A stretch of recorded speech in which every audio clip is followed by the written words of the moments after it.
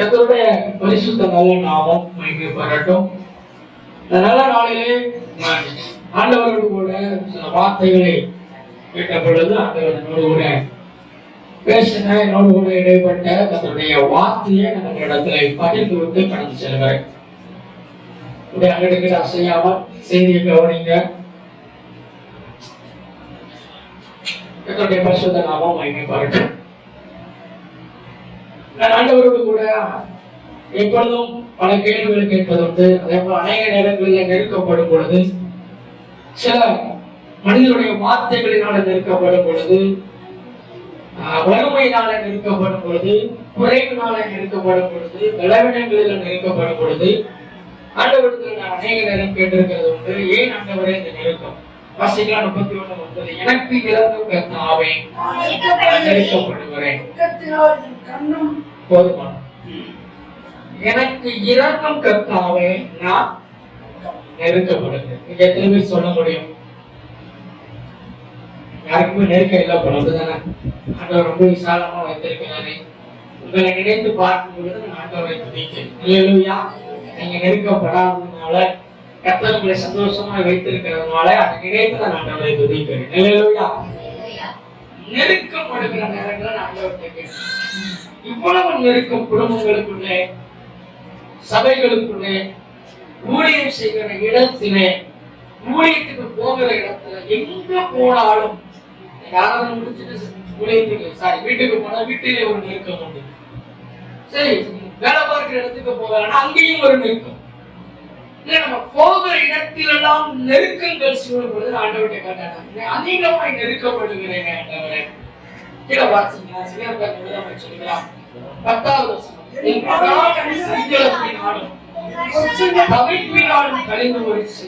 அக்கிரமத்தினால பலன் கிடைத்தது. எலும்புகள் உலர்ந்து போயிற்று. 12வது வசனம். செத்தவனை போல முழுவதும் கறக்கப்பட்டு உடைந்த பாத்திரம். எவ்வளவு நெருக்கத்தை சொல்றேன். அந்த நெருக்கத்துக்கு நம்ம போயிட்டா போனா இல்லை. ஒருவேளை சில பேர் போயிருக்கலாம், சில பேர் போகாமல் இருக்கு. ஆண்டவருடைய சமூகத்துல நம்ம நெருக்கப்படுகிற காலங்களிலே ஏன் ஆண்டவரே இந்த நெருக்கம்?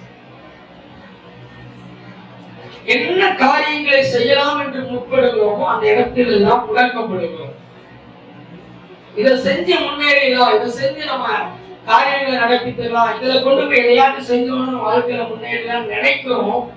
ஆனா நினைக்கிற இடத்தில் எல்லாம் ஒரு இடத்துலதான் கட்டாய போடுறாங்கன்னு சொல்லுவாங்களா, எல்லா இடத்திலும் கட்டலாம்.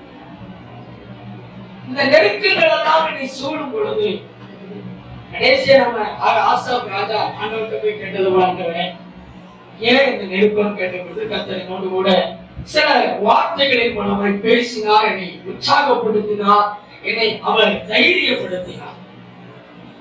இன்னைக்கு சபையையும் உங்களையும் ஆண்டவர் தைரியப்படுத்துவார், கர்த்தர் உங்களையும் உற்சாகப்படுத்துவார். உங்களையும் நெருக்கத்தில் நீங்கள் எப்படி நடக்க வேண்டும் என்று கர்த்தர் கற்றுக் கொடுக்க போகிறார். சொல்ல முடியும். செய்தியுடைய தலைப்பு நெருக்கத்தின் நேரத்தில். எழுதுகிறவங்க எழுதி வைத்துக் கொள்ளுங்கள். நெருக்கத்தின் நேரத்தில். இன்னைக்கு நம்முடைய வாழ்க்கையிலே சரீர பிரகாரமாய் நெருக்கப்படுகிறோம். கடந்த வாரம் முழுவதுமாய் என்னுடைய குடும்பங்களிலே நேயருக்கு யார் உலகத்துக்கு போக முடியல, வீட்டுக்குள்ளத்திற்கு எல்லாரும் போக முடியல. எல்லா நெருக்கங்கள் குடும்பங்களுக்குள்ள நெருக்கப்படும் பொழுது ஆண்டவர் சொல்றாரு, இந்த நெருக்கத்தின் நேரத்துலதான் கர்த்தர் இன்னைக்கு நம்மளோட கூட பேச போகிறார். ஏன்னா என்னோட கூட கர்த்தர் பேசுகிற ஒரு வாக்கியத்தை சொல்லி செய்திக்கு ஆதாரமான வசனத்தோடு கூட உங்களை கொண்டு செல்ல விரும்புகிறேன். நெருக்கம் நம்மை நெருக்கும் போது சொல்லி அதற்கு நெருக்கத்தான் அதிகாரம் இருக்கு, என்னை அழைத்து விட அதற்கு அதிகாரம் இல்லை. அந்த வார்த்தை மூலமாக என்னை தைரியப்படுத்தினா, நெருக்கங்கள் எல்லாம் உன்னை சூடும் பொழுது, அவமானங்கள் எல்லாம் உன்னை நெருக்கும் பொழுது, நிந்தைகள் நெருக்கும் பொழுது, பணங்கள் இல்லாத நிலை நெருக்கும் பொழுது, வறுமை நெருக்கும் பொழுது, சமாதானம் இல்லாமை நெருக்கும் பொழுது, சந்தோஷம் இல்லாத பொழுது, இந்த நெருக்கங்கள் எல்லாம் உன்னை சேரும் பொழுது, இந்த நெருக்கங்கள் உன்னை நெருக்கத்தான் முடியுமே தவிர நீ கவலைப்படாத, நெருக்கம் உன்னை அழைத்து விடாது, உன்னை ஒரு நாள் கர்த்தர் சமூகத்துல கொண்டு நிறுத்தும். ஹல்லேலூயா. சொல்லுங்க. நான் விசாலமான பாதையில நடந்தனா 10 பேர் 1000 பேர் 100 பேர் தாராளமா நடந்து போகணும். ஆனா நெருக்கப்படும் பொழுது பாருங்க, உங்களை சுத்தி ஒருத்தர் கூட இருக்க மாட்டாங்க. நீங்க மகிழ்ச்சியா எங்கேயாட்டு கிளம்புறீங்க அப்படின்னா நான் வாரேன் நீ வாரேன்னு சொல்லுவாங்க. ஐயா வாங்க ஊழியத்துக்கு போவோம் அப்படின்னா என்ன வர மாட்டாங்க. ஏன்னா நெருக்கங்களுக்கு நேராய் நெருக்கங்களை விரும்பாத சமுதாயமும் நெருக்கங்களை விரும்பாத மனிதனும் தான் நாம். நீ நம்ம நெருக்கப்படுவதற்கு அவசியம் இல்லை என்று விரும்புகிறோம். நெருக்கங்களை நீ சூழும் பொழுது வேண்டாம் என்று உதறிவிட நினைக்கிறோம் தவிர நெருக்கப்படுவதற்கு இல்லை. ஆண்டவர் மலை பிரசங்கத்தில் இதுதான் சொன்னார். விசாலமான ஒரு பெரிய பாதை இருக்கு, அதன் வழியாக பிரவேசிக்கிறவர்கள் நம்ம சொல்ல மாட்டீங்கல்ல. ஆனால் இடுக்கமான ஒரு பாதை உண்டு, அதன் வழியாக பிரவேசிக்கிறவர் சிலர். உங்க குடும்பத்துல ஒரு 10 பேர் இருக்கீங்கன்னா ஒருத்தர் மட்டும் நெருக்கத்தின் பாதையில் நடக்க விரும்புவாரு. அவனை பார்க்கும் பொழுது ஏளனமா தான் தெரியும். பாருங்க, நீங்க நல்லா கவனிச்சு பாருங்க. கூட்டமா நடந்து போயிட்டு இருக்கு, ஒரு பெரிய வாசல் இருக்கு, பெரிய வாசல் வழியா போறதுக்கு விடாம ஒரு சின்ன வாசல் வழியா ஒருத்தன் வளைஞ்சிட்டு இருக்கானா அவனை பார்த்து நம்ம என்ன சொல்லுவோம்? இவனுக்கு அறிவு இல்லை. இன்னைக்கு கிறிஸ்தவ ஜீவியத்துல நெருக்கப்படுகிற அனுபவத்துல இந்த பாதையை தேர்ந்தெடுத்து இதுல நடக்க பழகுகிற உங்களை பார்த்து அநேக பேர் ஏளனப்படுத்ததான் செய்வாங்க. ஆனா அந்த நெருக்கத்தை தாண்டும் பொழுது கர்த்தர் விசாலத்தை வச்சிருக்கிறார். உங்க கண்ணு மட்டும்தான் காணும். விசாலமான பாதையில் நடக்கிற ஒருத்தருக்கும் தெரியாது நெருக்கப்படுகிற பாதை கிடைக்கிற ஆசீர்வாதம். நல்ல கவனிங்க. நெருக்கப்படுகிற பொழுது வேதத்துல என்னமோ நான் மட்டும் இங்க நெருக்கப்படல. வேதத்துல அநேக பேர் நெருக்கப்பட்டிருக்காங்க. வேதத்துல அநேக கூட்டங்கள் நெருக்கப்பட்டிருக்கு. பாருங்க, நீங்க சொல்லுவோம் புழுக்கம் வந்துச்சுன்னா என்ன வரும்? புழுக்கம் ரொம்ப இருக்கு, வெக்கையா இருக்கு அப்படின்னா என்ன சொல்லுவாங்க? ஒரு மலை நெருக்கப்படும் பொழுது கட்டாயமா ஒரு மலை சொல்லுங்க. இந்த நெருக்கங்கள் நெருக்கத்தான் செய்யும், அழைத்து விட அதற்கு அதிகாரம். அன்பான சபையை, அன்பான தேவ சனங்களே, ஒன்றை புரிந்து கொள்ள வேண்டும். நெருக்கப்படுகும் பொழுது கர்த்தர் பாதத்தை பிடித்துக் கொள்ள வேண்டும். வாசிக்கலாமா? ஒரு 4 காரியங்கள் 4 நிலைகளிலே நாம் நெருக்கப்படும் பொழுது நாம் என்ன செய்யணும்? வாசிக்கலாம். எரேமியா தீர்க்கதரிசியின் புத்தகம் 10ஆம் அதிகாரம் 18ஆவது வசனம். எரேமியா 10:18. இதோ நான் இந்த முறை தேசத்தை கவன் கொண்டளித்து அவர்கள் கண்டு உணரும்படி அவர்களுக்கு நெருக்கம் உண்டாக்குவேன் என்று கர்த்தர் சொல்கிறார். அல்லேலூயா. சத்தமா சொல்ல மாட்டீங்களா? இப்ப என்ன நடக்குதுன்னா, நீங்க வாசிங்க. எரேமியா தீர்க்கதரிசி புத்தகம் 10ஆம் அதிகாரம் முதல் வசனம். இஸ்ரவேல் வீட்டாரே, கர்த்தர் உங்களுக்கு சொல்லுகிற வசனத்தை கேளுங்கள் அப்படின்னு சொல்லிட்டு தான் 18ஆவது வசனம் என்ன சொல்லுது? நான் உங்களை என்ன பண்றேன்? நெருக்குகிறேன். அந்த வசனத்தின் பின்பகுதியை வாசிக்கிறேன். நெருக்கம் உண்டாக்கும், அதாவது உணரும்படி அவர்களுக்கு நெருக்கம் உண்டாக்குவேன் என்று கர்த்தர். இன்னைக்கு நெருக்கத்துல அவர் என்னை நெருக்குகிறாரா இல்ல நான் நெருக்கப்படுகிறேன்? வித்தியாசம் இருக்கிறார். அவர் என்னை நெருக்கிறார்ங்கிறத நம்ம உணர்ந்து கொள்வோமானால் நாம் என்ன செய்ய வேண்டும்? நாம் நெருக்கப்படுகிற இடத்துல சீர்திருத்தப்பட வேண்டும். இதற்கு நாம் சொல்ல முடியும். இன்னைக்கு ஒருவேளை நானா போய் சில இடத்துல மாட்டிக்கொள்வேன், அங்கு கர்த்தர் உதவி செய்யவே முடியாது. ஆனா கர்த்தர் சில இடத்துல கொண்டு போய் என்னை நிறுத்துவார். சில அவமானங்களின் மத்தியில கர்த்தர் நடக்கப்படுவார். சில சூழ ஒருத்தருக்கு 1 மடங்கு எரியும், எனக்கு 7 மடங்கு எரியும். அதை மத்தியில கர்த்தர் கொண்டு போவார். கர்த்தர் என்னை கொண்டு போவார்னா புரிந்து கொள்ள வேண்டும். என் வாழ்க்கையை சீர்படுத்த இந்த நெருக்கத்தின் அனுபவத்தை கர்த்தர் எனக்கு அனுமதிக்கிறார்.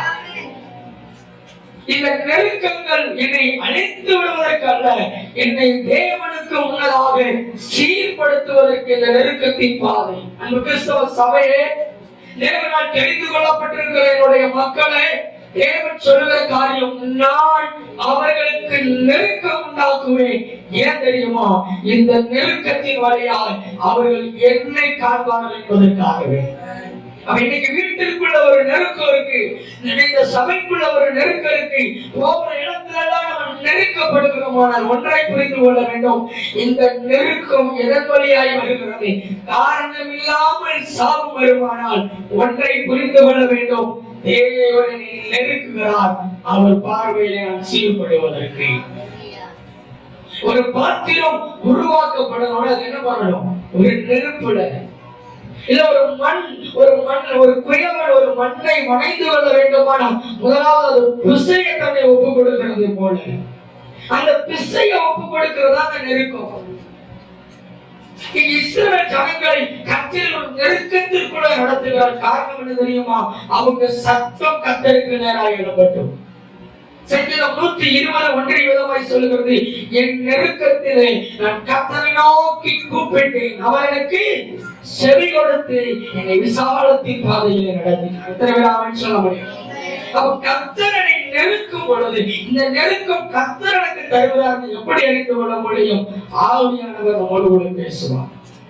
அவமானத்தின் வழியாக கடந்து சொல்லப்படுது போன்னு சொல்லுவாரு, அதை விட்டுட்டு போன சொல்ல மாட்டாங்க. அதன் வழியா நடந்து போன சொல்லுவாரு. இந்த நெருக்கத்தின் வழியா நீ நடந்து போ, அவமானத்தின் வழியா நடந்து போ, இதன் வழியாய் நான் உன்னை சீர்படுத்துவேன். உனக்கு வேண்டாத கிளைகள் நிறைய இருக்கு, அதெல்லாம் நெருக்கப்பட வேண்டியது இருக்கிறது.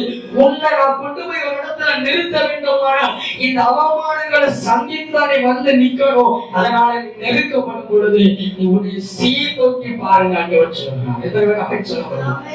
எங்களுடைய குடும்பம் நெருக்கப்படுகிறதானால் நாம் யோசித்து பார்க்க வேண்டும், எதனால் இந்த நெருக்கப்படுகிறோம்? நம்மை சீர்படுத்த வேண்டிய காரியத்தில் சீர்படுத்தணும். நீங்க ஒரு டாக்டர்கிட்ட போறீங்க, காயப்பட்டு நெருக்கம் வந்துட்டு வலி இருக்கு, அந்த வலியோடு கூட இந்த டாக்டர்கிட்ட போன உடனே டாக்டர் என்ன பண்ணுவாரு தெரியுமா? உங்களை அந்த வலியை போக்குறதுக்கு ஊசி போடுவாரு. ஆனா அந்த வலி திருப்பி வராம இருக்கிறதுக்கு உங்களை அந்த புண்களை அவர் நசுக்கி சீர்படுத்துவார், அதை சீர்படுத்துவார். அதற்கு மேலதான் அதுக்கு என்ன பண்ணுவாரு? ஒரு நல்ல மருந்தை வச்சு கட்டுவார். கர்த்தர் சொல்றாரு, உன்னை நெருக்கத்தின் வழியா நான் நடத்துறேன்னா சீர்தூக்கிப்பா, சிந்தித்து சபையே இன்னைக்கு கடைசி காலத்துல வந்திருக்கிறோம். இனியும் உலகத்துக்கு முன்னாடி ஓடணும்னா தாராளமா ஓடுங்க. உலகம் உங்களை திருப்திப்படுத்துமானால் தாராளம் உலகத்திற்கு பண்ணுவதாய் திருப்தி ஆகுங்கள். உலகம் உங்களை சந்தோஷப்படுத்துமானால் தாராளமாய் உலகத்திற்கு பெறுவதாய் போய் சந்தோஷமா இருங்கள். கர்த்தர் சொன்ன வாக்கியம் தான் பரிசுத்தமாகிறவன் சந்தோஷம். இந்த நெருக்கம் என்னை விட்டு விசாலம் மாறணும். ஆண்டவர்கிட்ட சொல்லுங்க, ஆண்டவரே என்னை ஒரு விஷயம் சீர்படுத்தும். சபையை நாம் சீர்பட வேண்டியது இருக்கிறது, குடும்பமாய் நாம் சீர்திருத்தப்பட வேண்டியது இருக்கிறது, குடும்பமாய் நாம் தேவனுக்கு நேராக முகத்தை திருப்ப வேண்டியது இருக்கிறது. இந்த நெருக்கங்கள் எல்லாம் அதற்கு நேராக நம்மை வழி நடத்துகிறது. இஸ்ரவேல் ஜனங்களோடு கூட கர்த்தர் பேசுகிறார். வாசிக்கலாமா? அந்த எரேமியா 10 அதிகாரம் 24. கர்த்தாவே என்னை தண்டியும், ஆனாலும் இல்லை கோபத்தினால் அல்ல, மட்டாய் என்னை தண்டியும். வாசிக்கலாம் அதுக்கு அடுத்த வசனம்.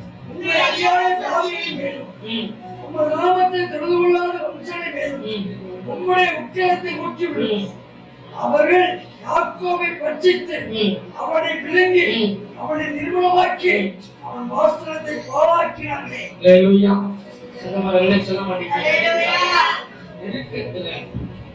நீங்க நெருக்கப்படும் பொழுது ஒரு கூட்டம் உங்களை அவமானப்படுத்திக்கிட்டே இருக்கும்.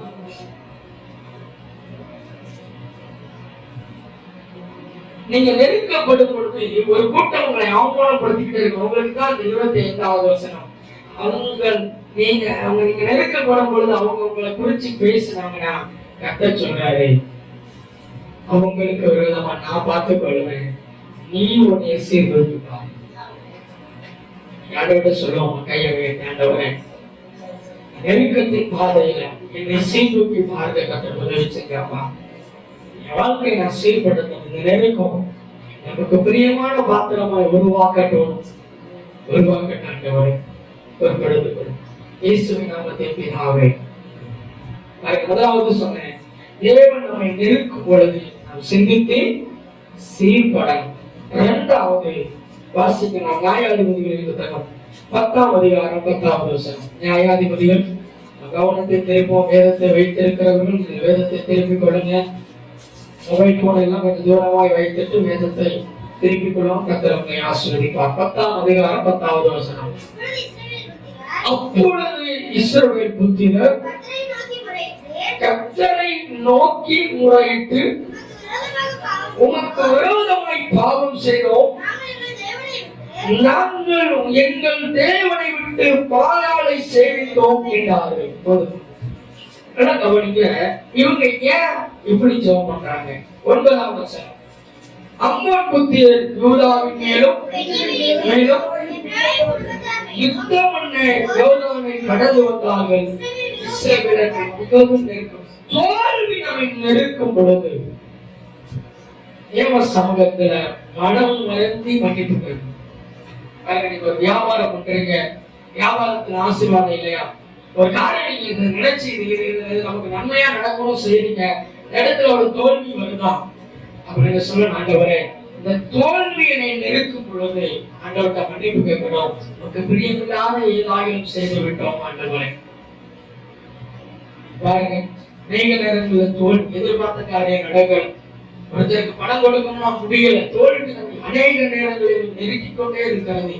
தோல்வி நெருக்கும் பொழுது இஸ்ரவேல் ஜனங்கள் சொன்னார்கள், ஆண்டவரே நமக்கு விரோதமாய் பாவம் செய்தது உண்மைதான், நமக்கு விரோதமாய் பாவங்களை சேவித்தது உண்மைதான், நமக்கு விரோதமாய் நாங்கள் எல்லா காரியத்தை செய்தோம், எங்களை ஒரு விஷயம் மன்னித்து இந்த தோல்வியை எங்களுக்கு ஜெயமாய் மாற்ற ஆண்டவர்கிட்ட முறையிட்டார்.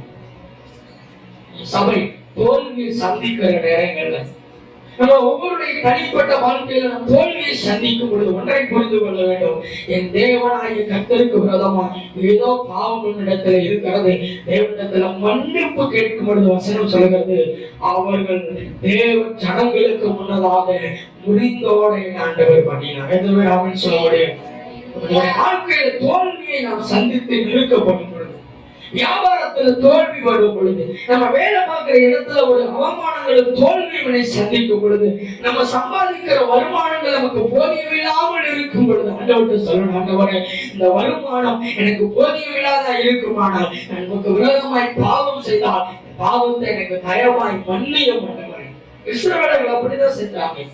எதிராளி வந்து யோர்தானை கடந்துட்டான், இஸ்ரவேலை கொள்ளையிட வந்துட்டான், கூட்டம் கூடி விட்டது என்று நினைத்த பொழுது அவங்க சொன்னாங்க, ஆண்டவரே நாங்கள் பாகாலை சேவித்தது உண்மைதான், எங்களை மன்னியும். எத்தனை பேர் சொல்ல முடியும்? தோல்வி நம்மை நெருக்கும் பொழுது ஆண்டவர்கிட்ட சொல்லணும், எங்களை மன்னியும் ஆண்டவரே. குடும்பத்துல ஒருவேளை தோல்வி இருக்கு, ஆண்டவருக்கு குடும்பமாய் சொல்லுங்க, ஆண்டவரே எங்களை ஒரு விஷயம் மன்னியும் ஐயா.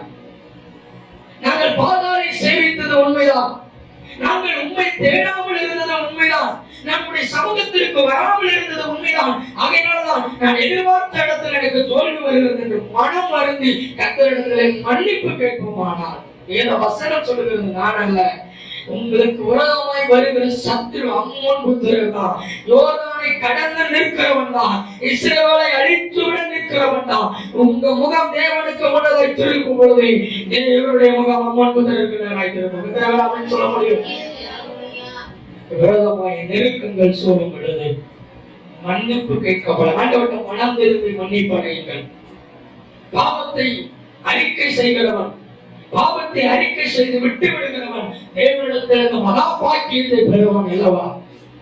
சபையா இல்ல உங்க தனிப்பட்ட வாழ்க்கையில ஒரு தோல்வி இருக்கா? படிக்கிற இடத்துல ஒரு தோல்வி, வேலை பார்க்கிற இடத்துல ஒரு தோல்வி, அல்ல சொல்லுங்க, ஒருவேளை நான் பாகாலை சேவித்து இருக்கலாம், மன்னிக்க பாருங்க. இஸ்ரவேலர்கள் செய்தாங்க, இஸ்ரவேலர்கள் வாசிக்கலாம் 15வது வசனம்.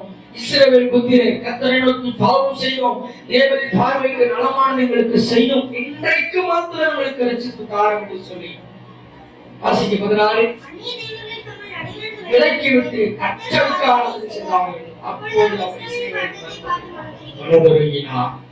சத்தமான நிலை சொல்லுங்க, நெருக்கப்படும் பொழுது இஸ்ரவேலர்கள் கூக்குரலை கர்த்தர் பார்த்தார்.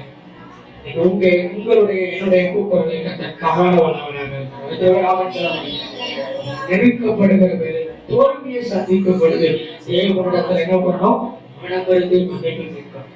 3வது வாசிக்கலாம் 1 சாமுவேலின் புத்தகம் 30ஆம் அதிகாரம் 6வது வசனத்தை வாசிக்கலாம். 1 சாமுவேல் 30:6.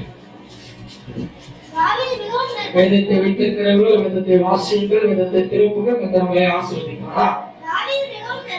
தாவீது மிகவும் நெருக்கப்பட்டான்.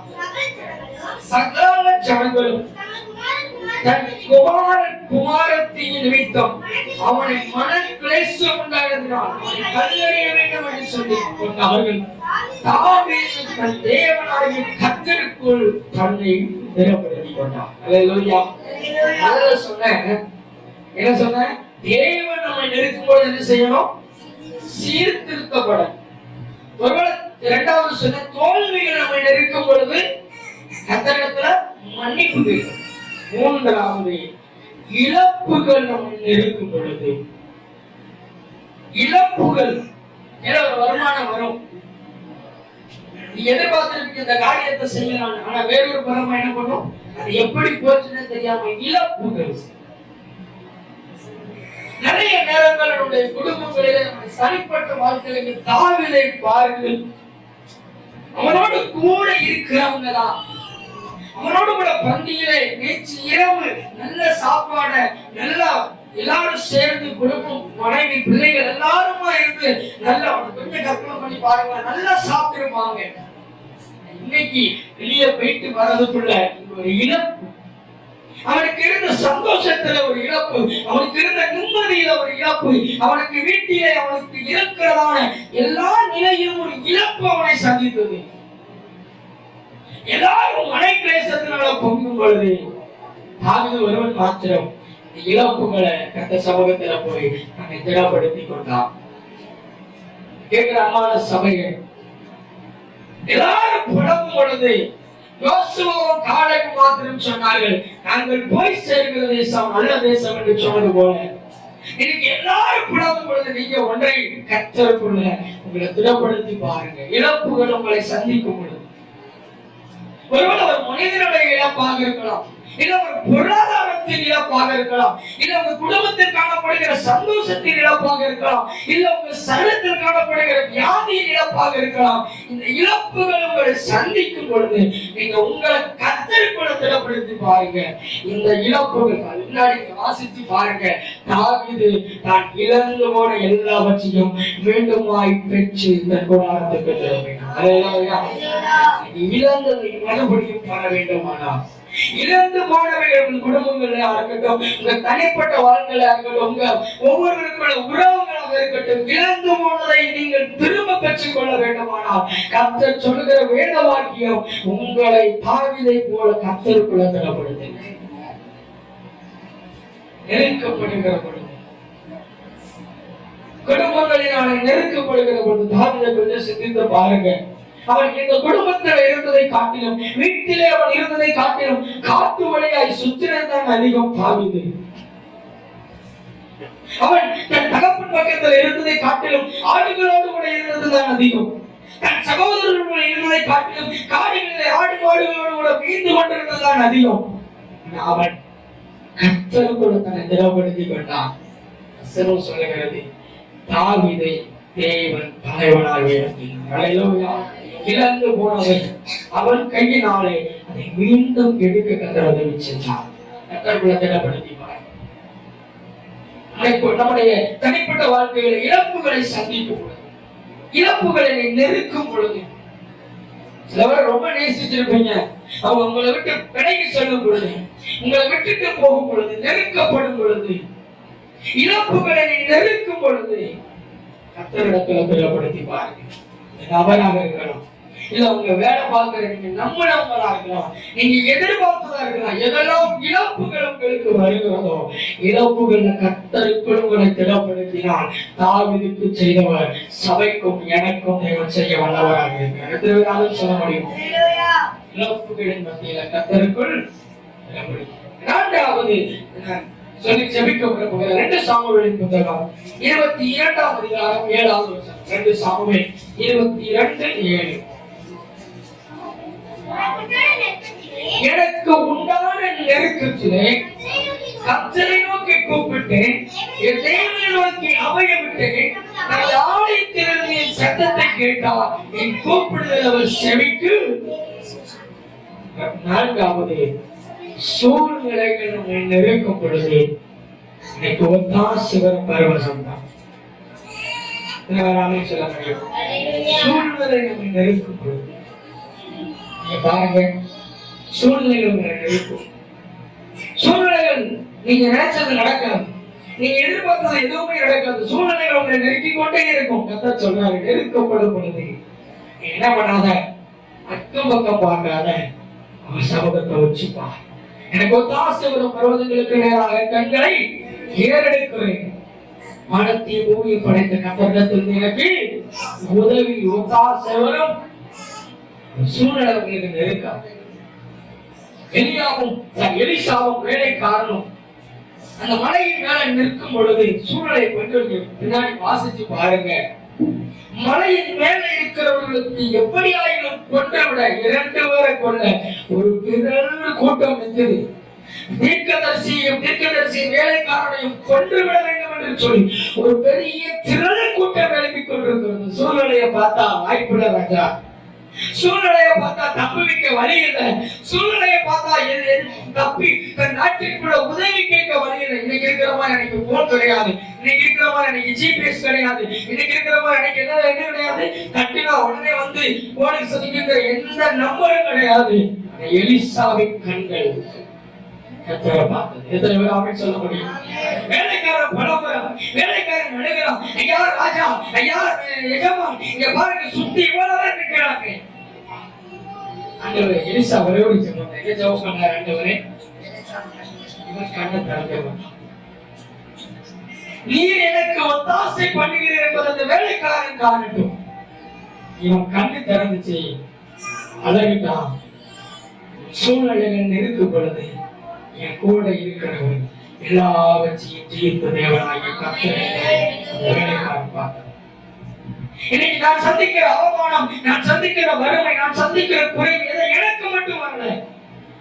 ஆண்டவர் அதை கடந்து பிதாவோடு கூட தன்னை ஐக்கியப்படுத்தி பரமேறி சென்றிருக்கிறார். அந்த வழியாக தான் நீங்கள் நானும் கடந்துவாங்க. சுத்தமத்தம் வழியிலே செல்ல மாட்டாங்க. சொல்றாரு, சொந்த வீட்டுல என்ன கிடையாதா அவருக்கு சொல்ல மாட்டேங்கல, சொந்த ஊர்ல சொந்த வீட்டுல ஏன் இவன் ஆவியில நடந்து பேசுறான், இவன் யாரு தச்சிருக்கிறது அவர் அந்த தேசத்துல அந்த பட்டணத்துல ஒரு அற்புதத்தையும் அதிகமாய் செய்யல. அவருக்கு தெரியும் இந்த இடத்துல செய்வதனால நோ யூஸ் தான். அவர் இந்த இடத்தை விட்டு கடந்து போனாரு. கர்த்தர் போகிற இடத்துல பிதாவோடு தன்னை ஐக்கியப்படுத்தி கொண்டார். சூழ்நிலை இருக்குதா? சூழ்நிலை உங்களை நெருக்கிற நேரங்கள் எல்லாம் உங்கள் ஒத்தாசை கர்த்தரிடத்துல, கர்த்தரை நோக்கி பார்க்கணும். யாருக்கும் இந்த பதில் சொல்ல வேண்டியது. வசனம் அழகா சொல்லுகிறது, வாசிக்கலாமா? 8வது வசனம், 2 சாமுவேல் 22:8. அப்பொழுது பூமி அசைந்து அதிர்ந்தது, அவர் கோபம் கொண்டபடியால் வானத்தின் அஸ்திவாரங்கள். நீங்க ஒத்தாசை அனுப்புகிற தேவன் யார் தெரியுமா? அவர் ஊன்னு சொன்னா அந்த பூமி என்ன பண்ணும்? அசையும். அவ்வளவு பெரிய தேவன் உங்க பக்கத்துல இருக்கிறாரே, அவ்வளவு பெரிய ஆண்டவர் உங்களோடு கூட இருக்கிறாரே. அவரை நோக்கி பாருங்க. நீங்க சூழ்நிலைகள் இருக்கும் பொழுது அவரை நோக்கி பாருங்க. உங்களை நிலைகள், உங்களுடைய பலவீனங்கள் நெருக்கும் பொழுது அவரை நோக்கி பாருங்க. பலவீனம் நெருக்கின உடனே அவரை என்ன பண்ண வீட்டுல படுத்துறோம் இல்ல, ஒத்தாசை அனுப்புகிற கர்த்தரிடத்துல வாங்க. ஒத்தாசை அனுப்புகிற கர்த்தரிடத்துல கோரிக்கைக்கு வாங்க, சபைக்கு வாங்க, ஜெபம் பண்ணுங்க. இந்த வளவை நினைவிட்டு நீங்களும் ஜெபம் பண்ணுங்க. இந்த சூழ்நிலை நினைவிட்டு நீங்களும் ஜெபம் பண்ணுங்க. விலகால் படிடுங்க, வைராக்கியமா போராடுங்க. ஒத்தாசை அனுப்புகிறவர் ஒரு நாளும் விட்டு விட மாட்டார். நான் வேணா அவரை விட்டுறோம். காலேஜுக்கு போகும்போது, வேலை பார்க்க போகும்பொழுது, சில இடத்துக்கு அன்வான்டான இடத்துக்கு போகும்பொழுது நான் வேணா அவரை விட்டுட்டு போயிடலாம். அவர் எங்கேயுமே விட்டு போக மாட்டார். அவர் எங்கேயுமே விட்டு போக மாட்டார். சூழ்நிலை நெருக்கும் பொழுது ஒன்றை சிந்தித்து பாருங்க. கர்த்தரிடத்தில் ஒத்தாசை அனுப்பும். 4 காரியம் சொன்ன. முதலாவது காரியம் என்னது? தேவனை நினைக்கும் பொழுது சிந்தித்து சீர்படணும். 2வது, தோல்விகளை நெருக்கும் பொழுது மன்னிப்பு கேட்கணும். 3வது, இழப்புகளை நெருக்கும் பொழுது கர்த்தரை கூட தேவைப்படுத்தணும். 4வது, சூழ்நிலை நெருக்கும் பொழுது அவரை நோக்கி பார்க்கணும். வாசிக்கலாமா? 2வது வசனத்தை வாசித்து ஜெபிக்க விரும்புகிறேன். அப்போஸ்தலனாகிய பவுல் எல்லாத்துக்கும் தெரியும், பல நிருபங்களை எழுதினவர், அநேக நிருபங்களிலே கர்த்தருடைய வார்த்தையை ஆழமாய் பிரசங்கித்தவர், தன் கண் பார்வை பிடுங்கப்பட்ட பொழுது தேவனிடத்திலே முழங்கால் படியிட்டு ஜெபித்தவர், தன் கண்கள் இல்லாத பொழுது ஜெபித்துட்டு விட்டுட்டு போகல, தன் கண் மறுபடியும் கிடைத்த பொழுதும் நேரம் தாமதிக்காமல் உடனே கர்த்தருடைய வேலையை செய்ய தீவிரப்படுத்தின பவுல். எல்லா ஊழியத்திலும் நல்ல பிரகாசமாய் இருந்த பவுல், பவுலுடைய கைக்கோட்டை போடப்பட்டு மரித்து போனவன் உயிரோடு எழுந்த செய்தியை நாம் அப்போஸ்தலர் நிருபங்களை வாசிக்கிறோம். ஆனால் அப்போஸ்தலனாகிய பவுல் கொரிந்து பட்டணத்திற்கு எழுதும் பொழுது விதமாக எழுதுகிறார். வாசிக்கலாமா? 1 கொரிந்தியர் 4ஆம் அதிகாரம் 8வது வசனம். 1 கொரிந்தியர் 4:8. 2 கொரிந்தியர் 4:8 வாசிக்கலாம். 2 கொரிந்தியர் நாங்கள் எப்பக்கத்திலும் நெருக்கப்பட்டோம், ஒடுங்கி போகிறதில்லை,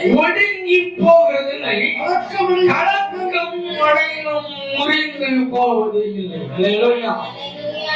சபைக்கு பவுல் எழுதுகிறார், ஐயா நான் ஊழியக்காரன் தான், என்னால் அநேக அற்புதங்கள் நடந்து கொண்டுதான் இருக்கிறது, என்னை தேவன் அதிகமாய் பயன்படுத்திக் கொண்டிருக்கிறார், ஆயினும் எனக்கு நெருக்கம் வருகிறது, ஆயினும் நான் ஒரு பக்கம் அல்ல சொல்லுவாங்க. மத்தளத்துக்கு என்ன சொல்லுவாங்க? 2 பக்கம் அடியும். இந்த பவுல் சொல்றாரு 8 பக்கம் அடி. இன்னைக்கு 4 தசை சொல்லுவாங்க, 4 திசையும் 4ஆ பிரிச்சு 8 தசை. இந்த 8 பக்கமும் நெருக்கப்பட்ட பொழுது பவுல் சொல்றான், ஊழியம் செய்யறேன், நான் நல்லா பிரசங்கிக்கிறேன், என்னால் அற்புதம் நடக்கு, என்னால் அதிசயத்தை கர்த்தர் நடத்தி கொண்டிருக்கிறாரு, நான் நிறைய ஊழியம் செய்யறேன், ஆகிலும் எப்பக்கமும் நெருக்கப்படுகிறேன். இழப்புகள் என்னை சந்திக்கிறது, சூழ்நிலைகள் என்னை நெருக்குகிறது, அவமானங்கள் என்னை துரத்துகிறது, தேவனை சீர்படுத்த சில நேரங்களில் என்னை நெருக்கி கொண்டிருக்கிறார். எப்பக்கமும் நான் நெருக்கப்பட்ட பொழுதும் நான் என்ன பண்ணல? ஒடுங்கி போகல. காரணம், நெருக்கம் என்னை நெருங்கதான் செய்யும். என்னை நெருக்கம் அழிவுக்கு நேராக நடத்தாது. ஜீவன் உள்ள மட்டும் இருக்கிற வரைக்கும் நெருக்கங்கள் சந்தித்தாலும், நெருக்கங்கள் என்னை நொறுக்கினாலும், தேவ சமூகத்தில் என்னை திலப்படுத்தி தாவீதை போல முன்னேறி செல்லும் பொழுது ஆண்டவர் சொன்னார், இழந்ததை நீங்கள் உங்கள் கையினாலே பெறுவீர்கள். எப்பக்கத்திலும் நெருக்கப்படுகிறோம். ஐயா எனக்கு போறதுக்கு வழி இல்லை, எனக்கு நடக்க பலன் ஆண்டவர்கிட்ட கொடுத்து பாருங்க. இதே பவுல் ஆண்டவர்கிட்ட போய் ஜெபிக்க, ஆண்டவர் எனக்கு ஒரு பலவீனம் இருக்கு, இந்த பலவீனம் என்னை விட்டு நீங்க போக முடியும்னு சொல்லி ஜெபிக்கும் போது ஆண்டவர் சொல்றாரு, என் கிருபை பலவீனத்துல நீ முடிய. ஐயர்கள் சொல்றாங்க பவுலுக்கு அந்த பலவீனம் சாகர வரைக்கும் இருந்துச்சு. அப்போ இந்த நெருக்கங்களை வாழ்க்கையில இருக்குமானால் என்னை சீர்திருத்தி பார்க்க முடியும். இழப்புகளை நெருக்கங்களை சூடும் பொழுது கர்த்தர் மலையை திடப்படுத்தணும். சூழ்நிலைகள் நெருக்கும் பொழுது கர்த்தரை பார்க்கணும். சூழ்நிலை நெருக்கணும்னு வட்டிக்காரனை பார்க்காதீங்க. சூழ்நிலை நெருக்கணும்னு யாராட்ட பணம் கொடுப்பாங்கன்னு பார்க்காதீங்க. எங்கேயாட்டு லோன் எடுப்போமான்னு பார்க்காதீங்க. எங்கேயாட்டு ஏதாட்டு கிடைக்குமான்னு பார்க்காதீங்க. இந்த சூழ்நிலையில நெருக்கும் பொழுது ஆண்டவரே நான் பாவம் செய்தது உண்மைதான், பாவங்களை சேவித்தது உண்மைதான், இந்த சமூகத்தை விட்டு விலகிறது உண்மைதான், என்னை மன்னியும் அவர் சமூகத்துல மன்னிட்டு பாருங்கள். ஏதோ நடக்காத ஒண்ணு சொல்லுவாங்க, என் வாழ்க்கையில் இதுக்கு முன்னாடி கர்த்தர் நடப்பித்து இருக்கிறார். அதைத்தான் மறுபடியும் சொல்றேன். கர்த்தர் சமூகத்துல முழங்கால் படிக்கிற பொழுது அவரால் செய்ய முடியாது. இந்த உலகத்துல எவர் நினைச்சாலும் செய்ய முடியாது. சொன்ன வார்த்தை புரிஞ்சிச்சு. அவரால் செய்ய முடியாது, அவர் செய்யக்கூடாதுன்னு நினைச்சிட்டாருன்னா எவன் நினைச்சாலும் ஒண்ணு நடக்காது. என் தேவன் ஒண்ணு தலையாற்ற வரைக்கும் அல்லேலூயா. எவன் நடக்க முடியும்? எவனாலும் எத்தனை வருடங்கள் ஓடினாலும் எவனாலும் ஒரு அணுவை கூட ஒரு இடத்திலிருந்து எடுக்க முடியாது. என் தேவன் ஒருவனை சந்திக்க விரும்பினால் அவர் அதை செய்த தீர்வார். எந்த மாற்று கருத்து இல்லை. எப்பக்கம் நெருக்கப்பட்ட பவுல் சொல்றாரு, வடிக்கு போக வாசிக்கலாம். 2 கொரிந்தியர் 12:10.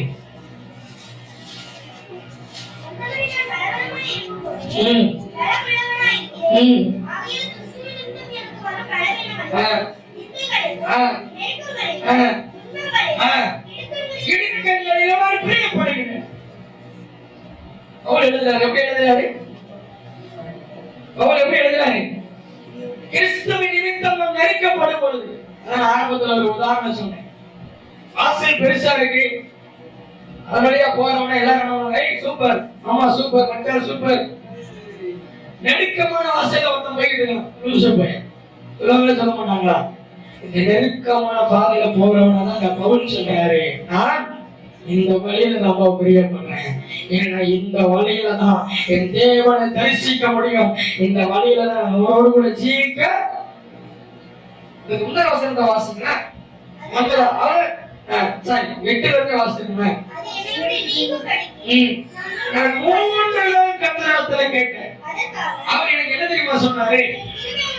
என் கிருபை உனக்கு போதும்.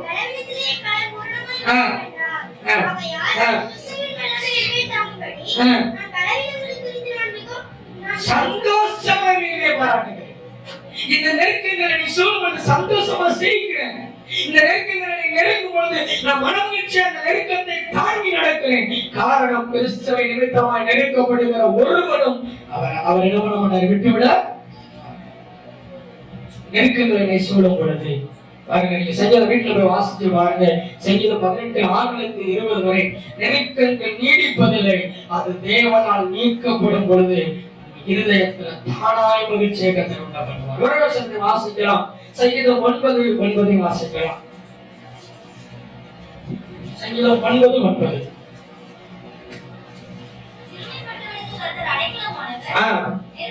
நெருக்கப்படுகிறவர்களுக்கு அவரே தஞ்சம். நீங்க எந்த நிலையில நெருக்கப்படலாம், அவர் ஒருவருடைய பாதம் ஒன்றை உங்களுக்கு எழுதுகிறார்.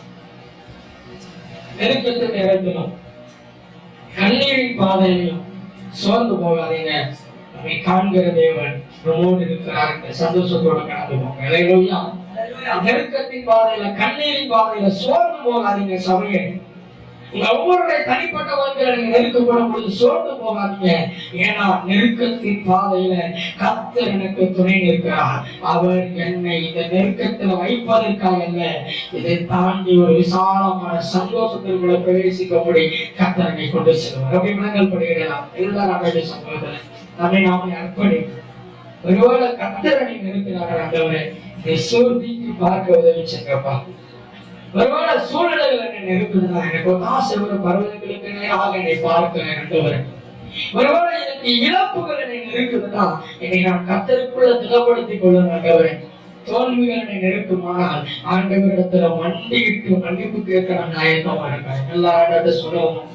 காலையிலும் எல்லா ஆண்டத்தை ஏற்பணிப்போம். எல்லா ஆண்டவர்களை நம்ம ஏற்பணிப்போம்.